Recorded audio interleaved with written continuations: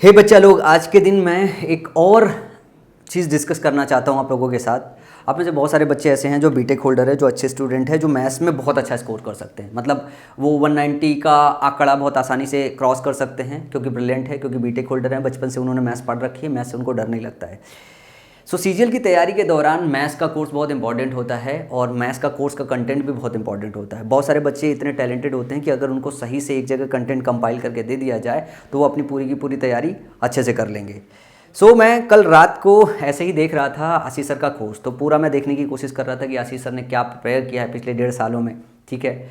और 2 बच्चे ऐसे थे उनके जो मेंस में 197.5 स्कोर किया उन्होंने, तो मैं कल रात को ही ऐसे बैठे बैठे चेक कर रहा था। और चेक करने के बाद अक्सर करके कभी आपने देखा होगा कि मैंने कभी आशीष सर के कोर्स को आके कभी प्रमोट नहीं किया होगा। तो कल रात को जब मैंने देखा तो मेरे से रहा नहीं गया, मेरे को लगा कि मुझे एटलीस्ट यार इनके कोर्स को लेके बच्चों को ब्रीफ करना चाहिए कि इन्होंने कोर्स के अंदर क्या प्रिपेयर किया है। तो मैं आप लोगों का 2 मिनट लूँगा और मैं सिर्फ ये बताने की कोशिश करूँगा कि आशीष सर ने कोर्स के अंदर क्या प्रिपेयर किया है। ज़रा नीचे ध्यान से देखिएगा, एक एक टॉपिक वाइज चलते हैं, मैं आपको आगे का एक्सप्लेन करता हूँ कि क्या चीज़ है। ठीक है। तो जैसे परसेंटेज है, इस तरीके से तकरीबन 184 घंटे इन्होंने कंपाइल किया अपने कोर्स में एसएससी सीजीएल के लिए।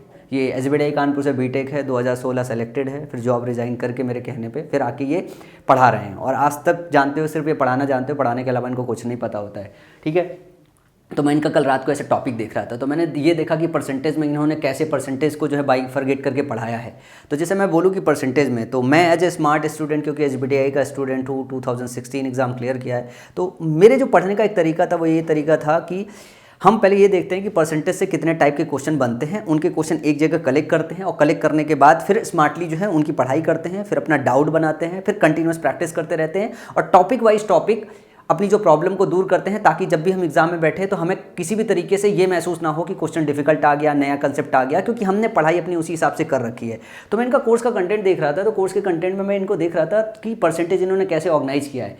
तो मैं देखा कि बेसिक्स उन्होंने पहले पढ़ाई है, फिर उसके बाद अगला आने वाला कंसेप्ट कंपेरिजन ऑफ नंबर्स। ठीक है। फिर तीसरा है percentage increase and decrease, concept of proportionality, use of successive method A = B+C, use of succession method in improved way, फिर प्रैक्टिस सेट, उस पर प्रैक्टिस सेट 1, प्रैक्टिस सेट 2, फिर mark based question of percentage आता है exam में, 2 sets Venn diagram आता है, 3 sets Venn diagram आता है, फिर इलेक्शन बेस्ड आता है, कमीशन बेस्ड क्वेश्चंस आते हैं। तो इतने टाइप के क्वेश्चन आपके एग्जाम में एसएससी पूछती है अलग अलग तरीके से।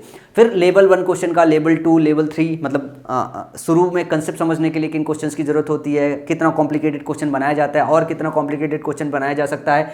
तो इस तरीके से मैंने इनका पूरा का पूरा ये जब देखा, मैंने परसेंटेज का जो कंटेंट का कंपाइलेशन है, मेरे को लगा यार बड़ा सॉलिड कोर्स बना रखा है और मैंने आज तक कभी इनके कोर्स को प्रमोट नहीं किया। क्यों प्रमोट नहीं किया? फिर मैंने देखा कि इन्होंने क्विजेज कैसे कंपाइल करा रखे हैं, तो देख रखे हैं मैंने सब पे इन्होंने प्रैक्टिस के लिए टाइम बाउंड मैनर में क्विजेज कंपाइल कर रखा है। फिर असाइनमेंट देखा, असाइनमेंट इन्होंने सही से कंपाइल कर रखा है। ये एक टॉपिक का था। फिर मैंने दूसरा टॉपिक ढूंढना चालू किया, जैसे रेशियो एंड प्रोपोर्शन अगर मैं बात करूं तो रेशियो और प्रोपोर्शन में भी इन्होंने सेम वही काम किया है जो ऊपर किया था। पूरा का पूरा इन्होंने प्रॉपर तरीके से जो है रेशियो एंड प्रोपोर्शन भी पूरा सही से पढ़ाया है कि देखो यहाँ पर रेशियो में अगर हम बात करें तो रेशियो में इन्होंने क्या बताया, basic of ratio and proportion, important properties of ratio, concept of proportionality and solution mixing, coins based question, concept of distribution, concept of income, concept of age type question by ratio method. तो इन्होंने लगभग सब चीज़ बिल्कुल balance structure में बना रखा है। इसके बाद मैं धीरे धीरे मैंने सारे चेक किए, मैंने पूरा का पूरा टॉपिक अलजेब्रा चेक किया, ज्योमेट्री चेक किया, मेंसुरेशन चेक किया, ट्रिग्नोमेट्री चेक किया, हाइट एंड डिस्टेंस चेक किया, कोऑर्डिनेट ज्योमेट्री चेक किया। ठीक है। डीआई चेक किया, नंबर सिस्टम, एलसीएम, एचसीएफ, और उसके बाद मिसलेनियस भी चेक किया कि पूरे टॉपिक कवर करने के बाद भी क्या चीज़ होता है। तो पता चला कि इन्होंने 184 घंटे में कोर्स कंपाइल किया है। कोर्स में पूरा का पूरा video lecture, topic wise topic अच्छे से प्रिपेयर किया है, असाइनमेंट सबके अच्छे से प्रिपेयर किया है। फिर मैंने कोशिश की कि पिछले 15-20 साल के सारे क्वेश्चन कवर है कि नहीं है। तो मैंने ये देखा कि उन्होंने 15 साल के क्वेश्चंस को टॉपिक में बांट रखा है, हर चैप्टर में बांट रखा है और उसके लेवल्स बना रखे हैं डिफिकल्टी के हिसाब से। जैसे एक बैलेंस्ड बुक होती है ना, और बैलेंस बुक हमें पढ़ना होता है, उसी तरीके से इन्होंने बैलेंस्ड पूरा का पूरा कोर्स बना रखा है। फिर रात को मैंने इनको फ़ोन किया, मैंने पूछा कि एक बात ये बताओ कि आशीष क्या मतलब हम प्रिपेयर्ड हैं कि क्या हम बुक मार्केट में आपके उतार सकते हैं? तो इन्होंने बोला कि हाँ, मतलब मैंने अपना पूरा का पूरा 1.5 साल इसी बात पे दिया है कि मैं बच्चों को एक अच्छा कोर्स का कंटेंट दे सकूँ और मेरा काम पढ़ाना है और अच्छा कंटेंट बनाना है। तो मैंने अच्छा कंटेंट पढ़ाया है, अब आपकी जिम्मेदारी है अगर आप इसको बच्चों तक पहुंचा सको तो मेरा आप सभी बच्चों को एक बात ये बोलना है कि ये कोर्स मैंने अच्छे से कंपाइल करवाया है, और अब तो ये क्रेडिट मैं ले सकता हूँ क्योंकि कंपाइल्ड हो चुका है। और बीइंग ए टीम माई पाठशाला, मैं और आशीष सर साथ में काम करते हैं।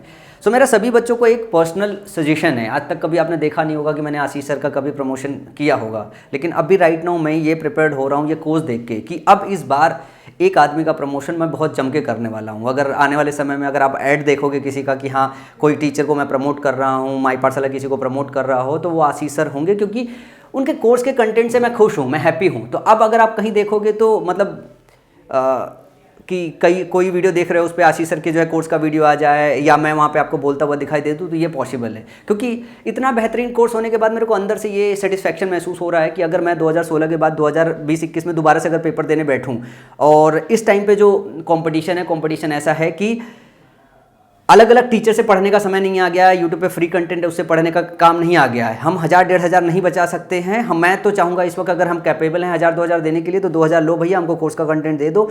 मैं स्मार्ट बनूंगा, मैं अच्छे से पढ़ाई करूँगा, पढ़ाई करके एग्जाम में बैठूंगा, क्योंकि फाइट बढ़ गई है। पहले इंटरनेट पे इतने कोर्सेज नहीं थे, तो गांव देहात के जो बच्चे बहुत टैलेंटेड बच्चे थे वो एग्जाम में हो ही नहीं पाते थे। मतलब बहुत सारे बच्चे मुखर्जी नगर आ जाते थे, बहुत सारे बच्चे पहुँच ही नहीं पाते थे।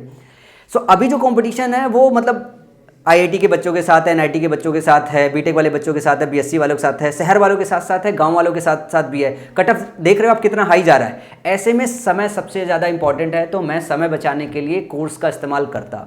और कोर्स का इस्तेमाल करते वक्त भाई एचबीडीआई से हूँ तो थोड़ा ज़्यादा स्मार्ट मैं मानता हूँ अपने आप को कंटेंट सिलेक्शन के मसले में। तो मैं क्या काम करता कि मैं कंटेंट चूज करता, क्योंकि मुझे कंटेंट थोड़ा आदमी पढ़ाने में कम अच्छा हो मैं एक बार कंसिडर कर लूँगा, मुझे सिर्फ कंटेंट चाहिए, क्योंकि बीटेक वाला हूँ यार, मेरे को मैथ्स पढ़ने आती है। और अगर खास करके आशीष सर जैसे पढ़ाने वाले लोग मिल जाए तो यार रैंक तो अच्छे से बनाई जा सकती है। तो 2016 में मैंने ना जिद में आके किसी टीचर का कोर्स नहीं लिया, लेकिन अब गिल्ट फील होता अगर मैंने किसी का कोर्स पढ़ा होता ना, तो मैं टॉप रैंक होल्डर्स में होता। मतलब मैं मैथ्स में 200 ठोक के आता। मतलब मैथ्स बचपन से अच्छी रही है, क्योंकि बीटेक हूँ तो मैथ्स अच्छी होती बीटेक वालों की। तो ये जो चीज़ है, बीएससी और बीटेक वाले मैथ्स में काफ़ी अच्छे होते हैं। तो इस कोर्स का इस्तेमाल करके आप अपने मैथ का स्कोर ना बहुत अच्छा कर सकते हो। अब ये डिपेंड करता है कि आप इस कोर्स का यूज कैसे करते हो। और कोर्स इतना अच्छा है, इस कोर्स की गारंटी लूँगा मैं। गारंटी इन द सेंस ऐसे लूँगा कि मैं इस कोर्स पे 15 दिन का रिफंड ऑफर कर रहा हूँ कि आप इस कोर्स में इनरोल करो। अगर आपको कोर्स पसंद नहीं आया, कोर्स में कमी लगे, 2-3 साल से आप पढ़ाई कर रहे हो, कंपेयर करके देखो, इस कोर्स में मैं 15 दिन का रिफंड ऑफर कर रहा हूँ। नीचे मैं डिस्क्रिप्शन बॉक्स में कोर्स का लिंक दे रहा हूँ बच्चा, इनरोल करो, इनरोल करके जाके पढ़ो। और ये वीडियो जब आप जाओगे तो कुछ वीडियो अनलॉक होगी, आप बाहर से कोर्स परचेज करने से पहले भी आप देख सकते हो। तो टोटल तकरीबन 1100 रुपये के आसपास पूरा आपका प्री प्लस मेंस का कंबाइंड 184 घंटे का कोर्स पड़ेगा। इस कोर्स के बाद मुझे नहीं लगता कि आपको कभी किसी से मैथ्स पढ़ने की जरूरत है। तो नीचे डिस्क्रिप्शन बॉक्स का लिंक इस्तेमाल करो, कोर्स में इनरोल करो, और अगर कोर्स पसंद ना आए तो हमारे सपोर्ट नंबर पर फ़ोन करो, और आपके पास रिफंड का ऑप्शन आपके सब्सक्रिप्शन के टाइप में रहता है, वहाँ से रिफंड प्रोसेस करके 15 दिन के भीतर जो है, जब से आप परचेज करते हो तब से 15 दिन तक आप इसका कोर्स का रिफंड ऑफर कर सकते हो। और मैं जा रहा हूँ इस कोर्स को प्रमोट करने, और उस लेवल तक प्रमोट करूँगा जिस लेवल तक आज तक मैंने किसी कोर्स को प्रमोट नहीं किया है। क्योंकि I think this is the best part, जो मैं हमेशा किसी टीचर से चाहता था कि मेरे प्लेटफॉर्म पे बेहतरीन कोर्स बनाए, और ऐसा कोर्स बनाए कि फिर किसी बच्चे को किसी और दूसरे तीसरे चौथे कोर्स की जरूरत ना पड़े। तो ये कोर्स में इनरोल करो फटाफट नीचे जाके, और इस कोर्स को प्रॉपर तरीके से चेक करो और जज करो, ताकि आप अपनी तैयारी को नए उड़ान दे पाओ। धन्यवाद बच्चा।